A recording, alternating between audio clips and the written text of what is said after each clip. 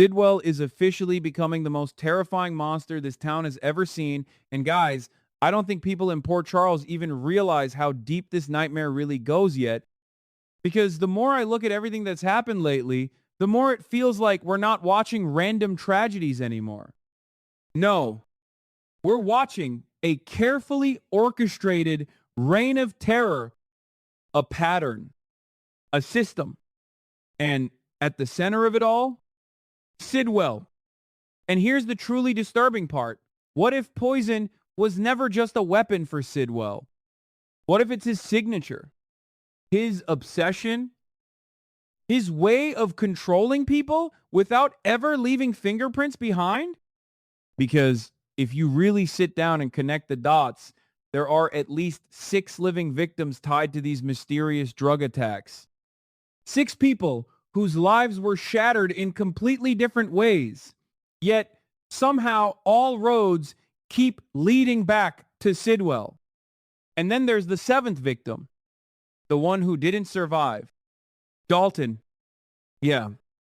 Let that sink in for a second. Sidwell didn't poison Dalton. He didn't need to. He simply pulled the trigger and erased his own employee like Dalton was disposable trash. And honestly, that may be the biggest clue about Sidwell's mindset.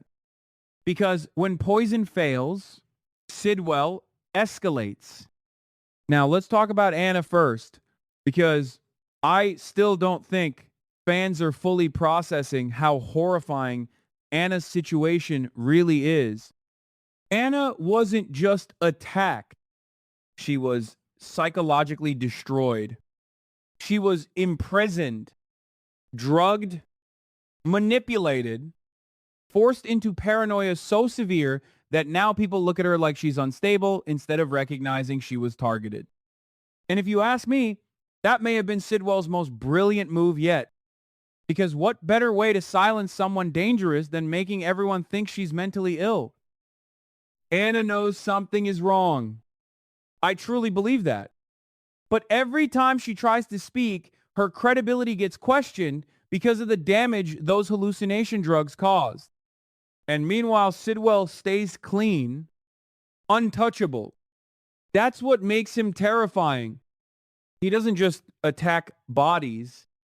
He attacks perception itself. Then we have Maxie, and honestly, her case still gives me chills. Maxie nearly died. We all watched her collapse into that terrifying coma while everyone around her scrambled for answers. Months passed. Months. And even after waking up, Maxie still hasn't fully re-entered the chaos of Port Charles. Why? Because I think the effects of whatever Sidwell used on her may not be completely gone. What if Maxie remembers fragments? Tiny flashes, voices, faces, maybe even Sidwell himself, but she can't fully piece it together yet. And you know what's scary? Sidwell probably knows that too. That means Maxie could still be in danger right now without even realizing it. Now let's move to Drew, because this storyline is where things start becoming absolutely insane. Drew being poisoned with that paralysis-inducing drug wasn't just shocking. It exposed how massive Sidwell's operation might really be. Because Sidwell didn't act alone. Willow became involved.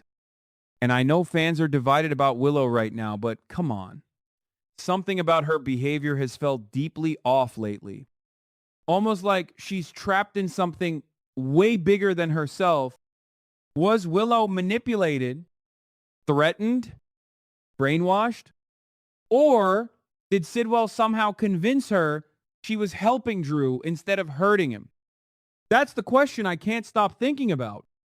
Because Sidwell's real talent may not be poison.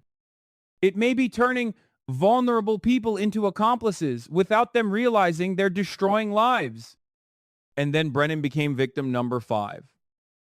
Now, technically, Nina injected Brennan, yes. But let's be real here. The actual weapon still traces back to Sidwell. That paralysis serum didn't magically appear out of nowhere. Sidwell created the nightmare. Nina simply triggered it. And Brennan's condition may actually reveal something even darker because Brennan didn't just collapse. His body practically betrayed him from the inside out. Stroke symptoms, paralysis, inability to communicate. It almost looked medically natural at first glance. That's what makes Sidwell's method so dangerous. His attacks mimic real illnesses. Think about that for a second. How do you prove attempted murder when the symptoms resemble strokes, mental breakdowns, chronic disease, or psychiatric episodes? You can't. That's why Sidwell keeps winning. And now we need to talk about Sonny because, guys, I'm telling you right now, something feels very wrong there. Fans remember what happened when Ava and Valentine tampered with Sonny's bipolar medication before. Sonny spiraled so badly he nearly killed Dex. He lost control of himself. And lately, we're seeing shades of that darkness again.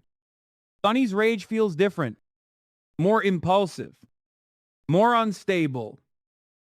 The way he immediately wanted to go after Rick without slowing down to understand the full situation, that doesn't feel like strategic, Sonny. That feels chemically manipulated, Sonny. What if Sidwell secretly switched Sonny's medication? Honestly, it would fit perfectly into his pattern. Because Sidwell doesn't always create chaos directly. Sometimes he simply nudges vulnerable people toward destruction and lets the fallout happen naturally. And if Sonny really has been tampered with again, we could be heading toward a catastrophic explosion that destroys multiple families at once. But the person whose story terrifies me the most might actually be Britt. Because I'm starting to wonder if Britt has been Sidwell's first long-term experiment all along. Think about it carefully. Sidwell conveniently has access to treatment for Britt's supposedly fatal condition. Conveniently. Almost too conveniently. And what if the illness itself was never real? I know that sounds wild, but hear me out. What if Britt never inherited anything from Faison? What if the symptoms were chemically induced from the beginning through controlled toxins or experimental drugs? Guys, that would completely change everything. It would mean Sidwell didn't just poison victims temporarily. It would mean he potentially built an entire fake disease around Britt to control her psychologically and medically for years. And honestly, that would explain why Britt seems trapped inside Sidwell's orbit even now. Because if your survival depends on someone supplying your medication, how do you escape them? You don't. You obey. That's why Britt may know more than anyone else about Sidwell's empire, but she can't expose him without risking her own life. And that's the cruel genius behind all this. Every single victim has been silenced in a different way. Anna is dismissed as unstable.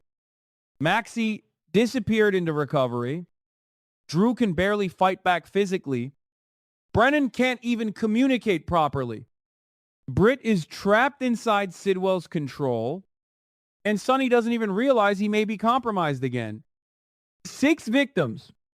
6 broken lives. 6 people isolated from one another.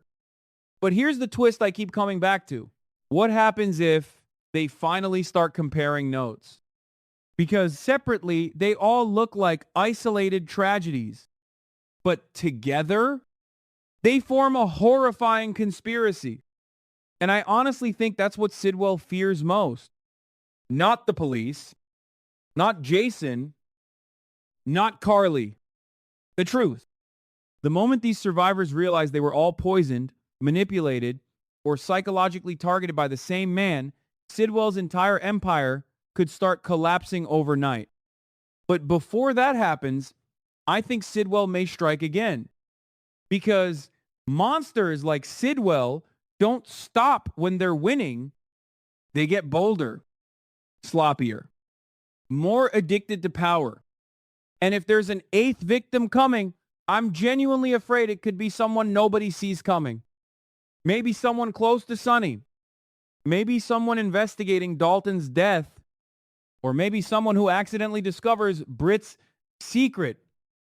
Either way, this story feels like it's building toward a massive war, not just against Sidwell, but against the poison that's been infecting Port Charles from the shadows this entire time.